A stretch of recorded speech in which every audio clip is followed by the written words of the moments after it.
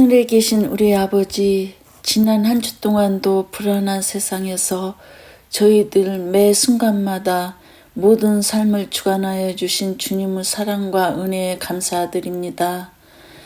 이 안식일 첫 시간에 모든 일상을 내려놓고 주님의 시간으로 들어가게 하소서. 저희들 자신을 보면 연약하고 낙담될 때가 많지만 주님의 십자가 보혈 은혜로 주님의 자녀로 여겨주시고 구원의 소망을 주심을 감사드립니다. 그러나 저희들 생활하면서 저희 말 행동으로 주님을 나타내지 못하고 슬프게 한 일이 많이 있는 줄 압니다. 이 자리에 다 내려놓사오니 용서하여 주시고 모든 관계가 회복되어 기쁘고 평안한 안식일이 되게 하소서. 한 니나 양을 위하여 기도드립니다. 니나 양이 이 안식일에 2배로 치료와 회복이 되는 안식일이 되게 하시고 편안한 마음을 주소서. 간호하는 한 노랭 집사님도 지치지 않게 하시고 주님께서 함께하여 주세요. 또 어르신들을 위하여 기도드립니다. 항상 건강을 지켜주세요. 성령님, 이 시간에 말씀을 전할 목사님과 저희들에게 같이 하여 주시고 은혜 받는 시간 되게 하소서. 이 모든 말씀 예수님 이름으로 기도드립니다. 아멘. 성도 여러분 안녕하세요. 안식일이 시작되는 행복한 시간입니다. 한 주일도 주님 안에서 평안하셨습니까? 이 안식일에 하나님의 넘치는 축복과 은혜가 여러분의 가정과 교회에 함께 하시기를 기도합니다. 또다시 말씀으로 여러분을 만날 수 있게 하신 하나님께 감사드립니다. 저는 이번 한 달 동안 룻기를 통해 조명하는 남은 무리 재림 성도의 삶이라고 하는 주제로 말씀을 나누고 있습니다. 지난주에는 흔들리며 피는 꽃이라고 하는 제목으로 나오미의 신앙을 생각해 보았습니다. 오늘은 두 번째 시간으로 거룩한 고집, 거룩한 동행이라고 하는 제목으로 룻의 모습을 통해 우리에게 말씀하시는 하나님의 음성을 듣기를 원합니다. 먼저 하나님의 말씀 룻기 1장 16절부터 18절의 말씀을 읽겠습니다. 룻이 가로되 나로 어머니를 떠나며 어머니를 따르지 말고 돌아가라 강권하지 마옵소서. 어머니께서 가시는 곳에 나도 가고 어머니께서 육숙하시는 곳에 나도 유숙하겠나이다. 어머니의 백성이 나의 백성이 되고 어머니의 하나님이 나의 하나님이 되시리니 어머니께서 죽으시는 곳에서 나도 죽어 거기 장사될 것이라. 만일 내가 죽는 일 외에 어머니와 떠나면 여호와께서 내게 벌을 내리시고 더 내리시기를 원하나이다. 나오미가 룻의 자기와 함께 가기로 굳게 결심함을 보고 그에게 말하기를 그치니라. 갓 시집을 온 고집 센 며느리가 생선을 굽고 있었습니다. 그런데 그녀는 생선을 앞뒤로 돌려가며 굽지 않고 한쪽만 계속 굽고 있었습니다. 당연히 생선의 한쪽 면이 계속 타고 있었고 반대쪽은 익지 않은 것입니다. 그것을 보다 못한 시아버지가 이렇게 말을 했습니다. 얘야, 생선을 뒤집어 굽지 않고 한쪽만 그렇게 태우느냐? 그러자 이 고집이 센 며느리가 시아버지에게 이렇게 대답을 했습니다. 아버님, 그냥 냅두세요. 쟤까진 녀석이 뜨거우면 돌아 눕겠지요. 참 고집 센 며느리입니다.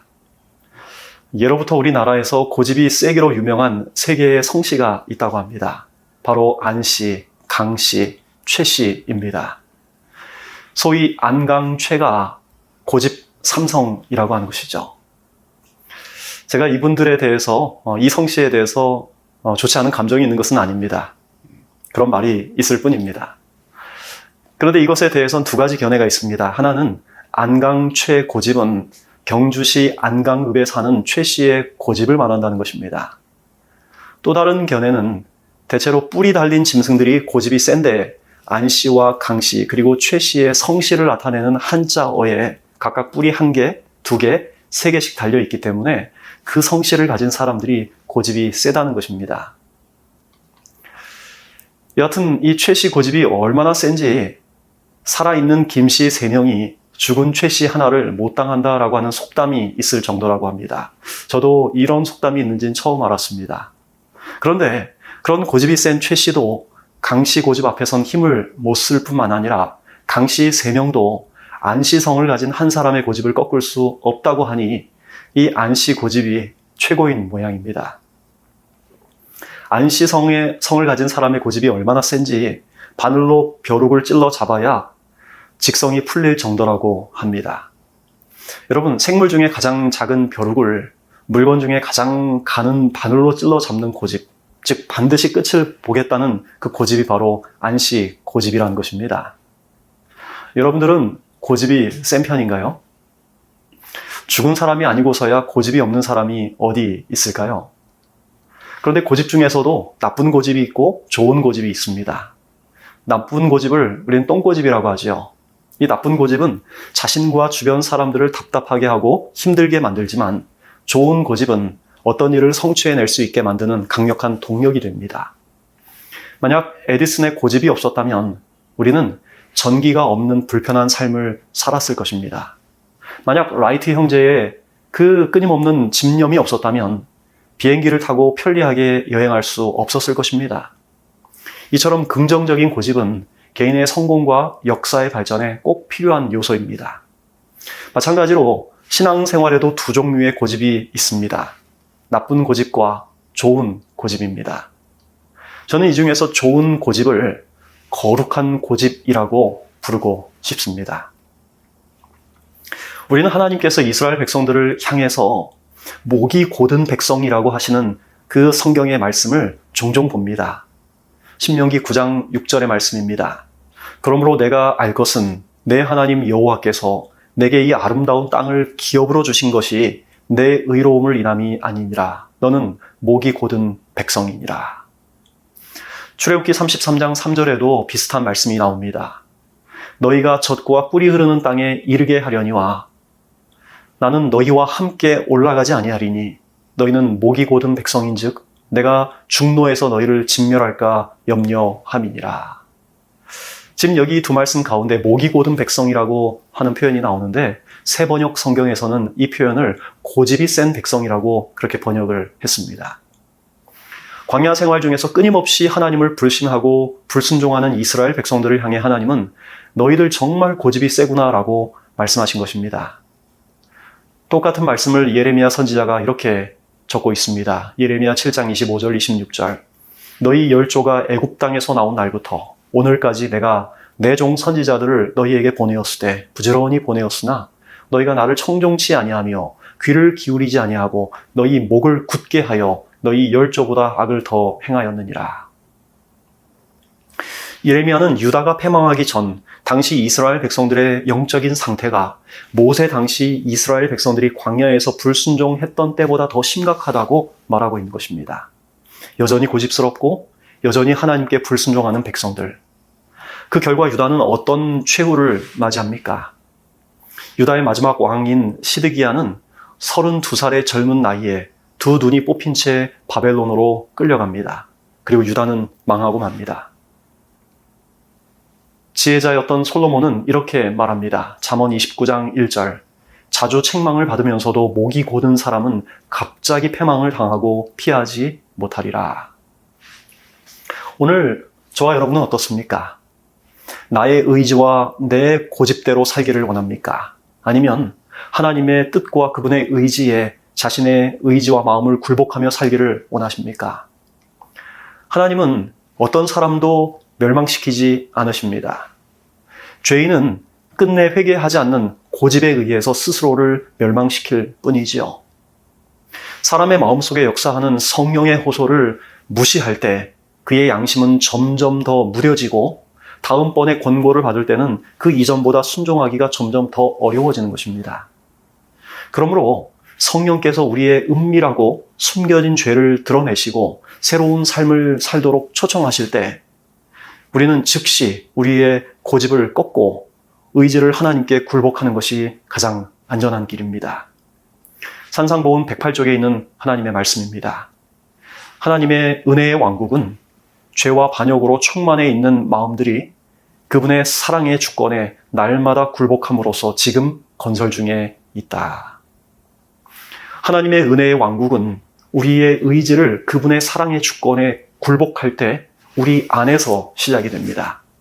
죄와 반역으로 충만한 마음이 부드러워지고 겸손해지는 것입니다. 우리는 이것을 거듭남이라고 하지요. 저와 여러분의 마음속에서 이 하나님의 은혜의 왕국이 날마다 확장되어지기를 간절히 기도합니다.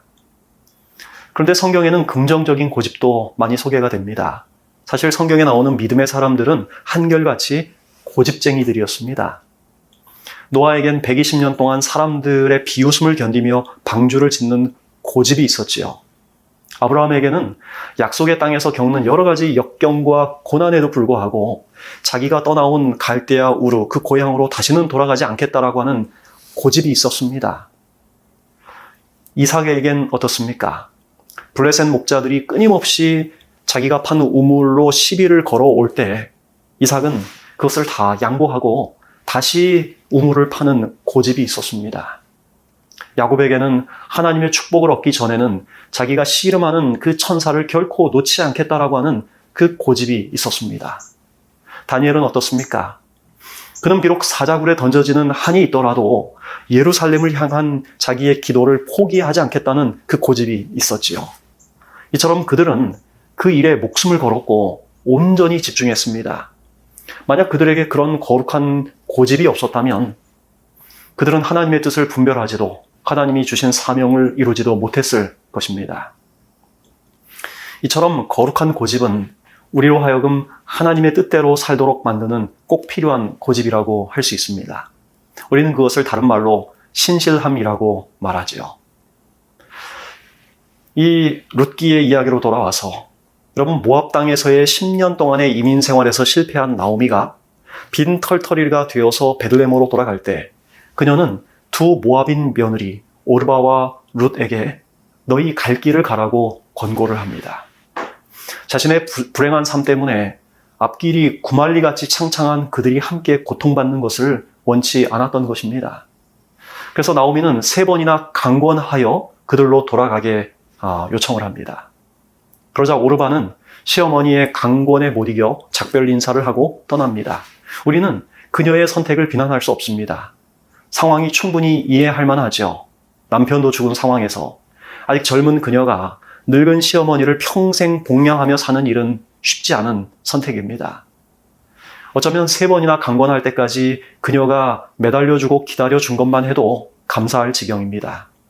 그런데 룻은 끝까지 어머니를 따라가겠다고 고집을 부립니다. 룻기 1장 14절. 그들이 소리를 높여 다시 울더니 오르바는 그 시모에게 입맞추되 룻은 그를 붙쫓았더라. 여기 붙쫓았더라라고 번역된 히브리어 단어 다바크라고 하는 단어는 달라붙다, 굳게 밀착하다라고 하는 그런 단어입니다. 아무리 떼어내려고 해도 절대 떨어지지 않는 그런 상태를 말하는 것이죠. 그때 룻이 자기를 떼어내려고 했던 그 시어머니에게 한 말이 여러분이 잘 아는 16절, 17절의 말씀입니다. 룻이 가로되 나로 어머니를 떠나며 어머니를 따르지 말고 돌아가라 강권하지 마옵소서. 어머니께서 가시는 곳에 나도 가고 어머니께서 유숙하시는 곳에서 나도 유숙하겠나이다. 어머니의 백성이 나의 백성이 되고 어머니의 하나님이 나의 하나님이 되시리니 어머니께서 죽으시는 곳에서 나도 죽어 거기 장사될 것이라. 여러분, 룻이 했던 이 고백은 구약 성경에서 가장 감동적인 고백 중 하나입니다. 또한 이 고백은 죄인인 우리를 향한 하나님의 끊임없는 사랑을 보여줍니다. 우리는 이 고백에서 호세아 11장 8절의 말씀, 에브라임이여 내가 너를 어찌 놓겠느냐 라고 말씀하시는 하나님의 간절한 사랑의 음성을 듣습니다. 룻의 이 고백을 들은 나오미는 결국 포기합니다. 여러분, 그런데 룻이 왜 이런 결심을 했을까요?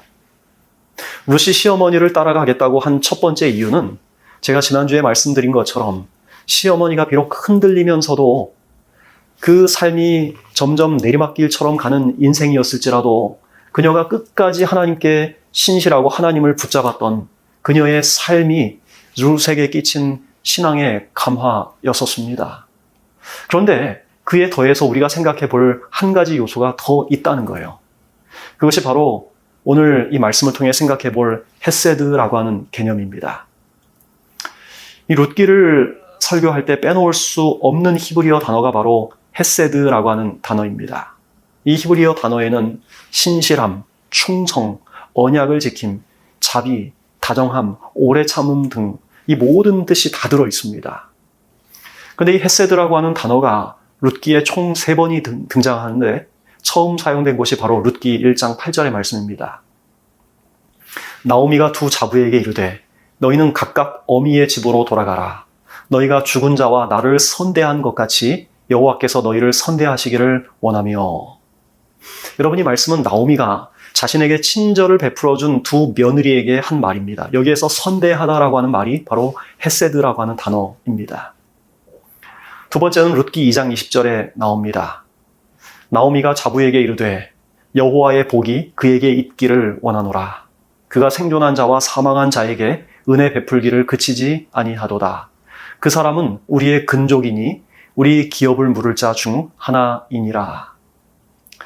이 말씀은 이삭을 줍기 위해서 밭에 나갔던 룻에게 친절을 베풀어준 보아스에 대해서 나오미가 룻에게 해준 말입니다. 여기서 헤세드라고 하는 단어는 은혜를 베풀다라고 하는 뜻으로 번역되었습니다. 마지막으로 헤세드라고 하는 단어가 사용된 곳은 룻기 3장 10절의 말씀인데요.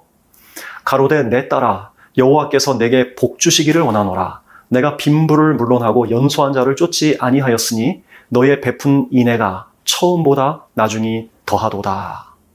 이 말은 보아스가 룻에게 한 말인데 여기에서는 내가 시어머니에게 베푼 인애가 처음보다 나중이 더하다라고 그렇게 말하고 있습니다. 이 세 경우가 공통적으로 보여주는 헤세드의 개념은 자기보다 더 연약한 사람에게 베푸는 호의나 친절입니다. 여러분, 젊고 매력적인 룻에게는 늙은 시어머니 나오미가 필요하지 않아요. 오히려 나중에 다른 사람을 만나 시집이라도 다시 가려면 이 시어머니의 존재가 걸림돌이 될 수도 있었습니다. 게다가 유대 땅 베들레헴은 모압 여인 룻에겐 타국이었어요. 굳이 시어머니를 따라 문화와 종교가 다른 곳에 갈 필요가 없었던 것입니다. 하지만 나오미는 반대였죠. 그녀는 누군가의 도움이 없었다면 살 수 없는 그런 형편이었습니다. 나오미는 자신을 돌봐줄 젊고 건강한 룻이 필요했습니다. 그래서 룻이 시어머니를 따라가겠다고 한 것은 전적으로 자신의 유익을 위해서가 아니라 자기보다 더 연약한 나오미를 위한 사랑의 선택이었던 것입니다. 이처럼 자신에게는 필요 없지만 다른 사람에게 그것이 필요하기 때문에 베푸는 친절과 호의가 바로 헤세드이죠. 그것은 자기보다 더 약한 사람을 위해 베푸는 사랑입니다. 여러분, 룻기는 가장 안타깝고 가장 비참하게 시작해서 가장 기쁜 내용으로 맞춰지는 해피엔딩의 스토리를 담고 있습니다. 그런데 룻기가 가장 슬프게 시작해서 가장 기쁘게 맞춰질 수 있는 까닭은 한 여인의 사랑에 근거한 고집이 있었기 때문이었습니다. 그것은 돈을 많이 벌어서 팔자 좀 고쳐보겠다는 그런 고집이 아니었어요. 좀 더 즐겁게 인생을 살아보겠다는 어떤 호의호식하며 남부럽지 않게 살겠다는 그런 세속적인 고집도 아니었습니다. 그것은 어머니처럼 살아보겠다는 고집이에요. 어머니와 함께 가겠다는 고집입니다. 자신이 섬기는 모압의 신을 버리고 어머니가 믿는 창조주 하나님을 믿고 살겠다는 고집입니다. 그리고 그것은 자신이 죽을 때까지 늙고 힘없는 시어머니를 돌보며 살겠다는 사랑의 고집이었습니다. 여러분은 올해 어떤 결심을 하고 살아가고 있습니까? 더 건강한 삶을 위해 운동이나 혹은 다이어트를 결심한 분이 있을 것입니다. 그런데 그리스도인으로서 살아가는 여러분에게 저는 묻고 싶습니다. 여러분은 어떤 영적인 삶을 위해 어떤 결심을 하고 살고 계십니까? 여러분은 여러분보다 더 연약한 다른 누군가를 위해서 어떤 선택과 어떤 결심을 하면서 살아가고 있습니까? 저는 여러분이 무엇보다도 하나님을 여러분의 삶의 첫째 자리에 두고 살아가겠다는 결심을 하게 되기를 간절히 소망합니다. 그래서 매일매일 하나님의 말씀으로 새 힘을 얻게 되기를 바랍니다. 뿐만 아니라 여러분에게 주신 그 축복과 여러분이 가진 그 기회들을 가지고 여러분보다 더 연약한 사람을 위해서 섬기는 그런 영적인 선택을 할 수 있게 되기를 간절히 바랍니다. 여러분이 바로 그런 선택을 하려고 결심할 때, 고집을 부릴 때 사탄은 여러분을 결코 가만히 놔두지 않을 것입니다. 여러분의 평탄한 생애를 방해할 것입니다.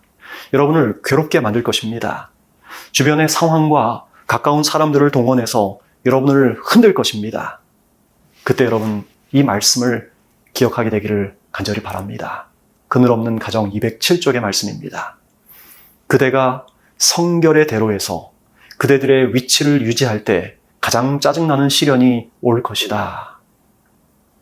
여러분, 이런 순간 속에서 여러분이 하나님의 뜻대로 살기로 결심할 때 가장 짜증나는 시련이 올 때에 그 성결의 대로에서 끝까지 하나님을 위해 굳게 서게 되기를 바랍니다. 그러면 하나님은 여러분을 위해 틀림없이 놀라운 방법으로 역사하실 것입니다.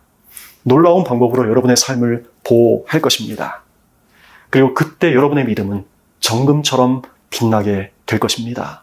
여러분의 삶을 통해서 누군가 구원을 얻게 될 것입니다. 이사야 40장 31절은 이렇게 말씀합니다. 오직 여호와를 앙망하는 자는 새 힘을 얻으리니 독수리의 날개치며 올라감 같을 것이요 다른 박질하여도 곤비치 아니하겠고 걸어가도 피곤치 아니하리로다. 이사야가 이 기별을 전할 때 유다의 운명은 마치 바람 앞에 등불과 같았습니다. 이미 아수르라고 하는 제국으로부터 두 번째 공격을 당한 유다는 더 이상 저항할 힘이 없었습니다. 앞날의 전망은 매우 어두웠어요. 그런데 이사야는 그 위기를 해결할 방법이 하나님께 있다고 말을 하는 것입니다. 그는 하나님을 앙망하는 자는 새 힘을 얻을 것이라고 희망을 선포하는 것입니다. 사랑하는 여러분, 우리가 사는 이 세상은 성경 예언에 따르면 점점 더 그리스도인으로서 살기 어려운 세상이 될 것입니다. 경제는 점점 더 어려워질 것이고 정치는 더 치열해질 것입니다. 실제로 금리와 또 물가가 점점 올라가고 각국 나라들 사이의 긴장 관계는 점점 더 갈등 심화되고 있습니다. 그런데 여러분, 정치가 어려워지고 경제가 어려워지는 것이 결코 문제가 아닙니다. 보다 더 큰 문제는 하나님을 믿는 하나님의 백성들이 하나님을 마음속에 두지 않고 사는 것입니다. 영적인 무관심입니다. 하나님께서 우리에게 베푸신 그 자비와 그 사랑을 나보다 더 연약한 사람에게 베풀지 않고 살아가는 것입니다. 여러분, 우리를 둘러싼 위기가 아무리 커도 우리가 하나님께로 돌아가면 희망이 있습니다.